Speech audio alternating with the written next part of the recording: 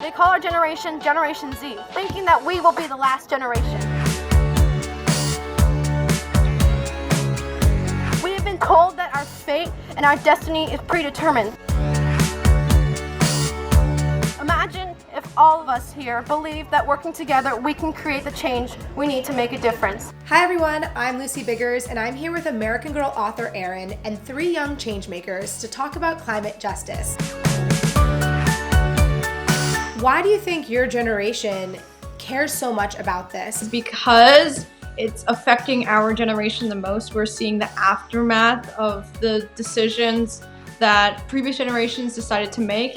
Yeah, I totally agree with that. I think that our generation, we're starting to really feel the effects. It could be a lot to carry, but if we're all lifting it together, it will be so much easier. When I was concerned about it, adults would be like, oh, you can do stuff once you grow up and you can become a scientist and fix it. But then the adults who were grown up weren't the scientists that we needed. I feel like Gen Z understands the urgency that is needed. How does personal actions play into this movement to create change? Sometimes you can think like, oh, I'm just one person, like what can I do? How can this help? But one person can really make a huge difference because it can influence others to want to do the same. They see how passionate that I am about this and they want to do the same because everyone wants a thriving planet to live on. So if they know this is a way that you can help, then they want to talk about it and get involved. So what I found best when talking to people who disagree is finding a connecting issue that could bring the conversation forward. You like this thing, I like this thing. There's one bridger, we can help each other. Because sometimes people just don't want to listen if you're yelling at them. The climate crisis is a huge and important topic, but how do we even start to understand it? Well, by learning. Love the Earth is a book from American Girl that breaks down the complexities of the climate crisis and makes it easy for girls to learn at home.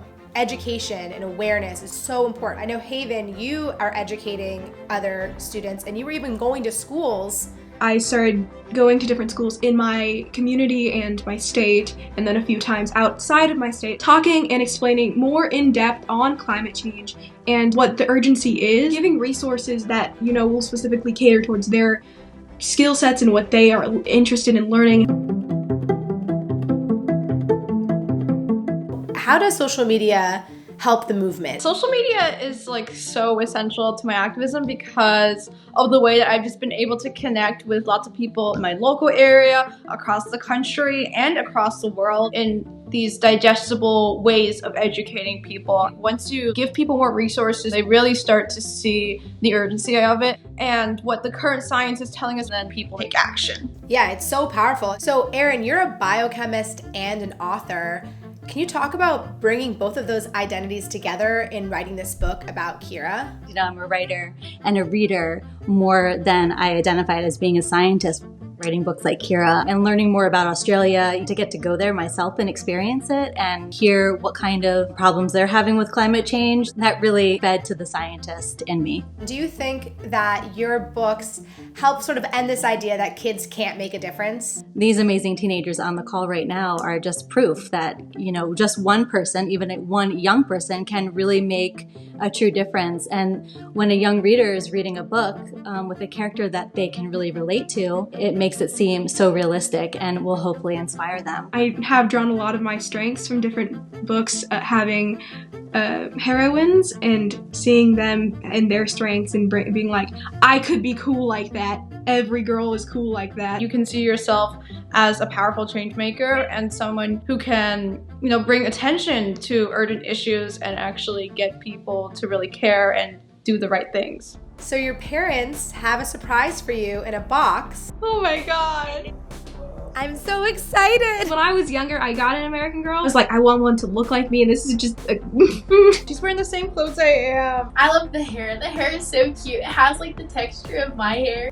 What does being an American Girl mean to you?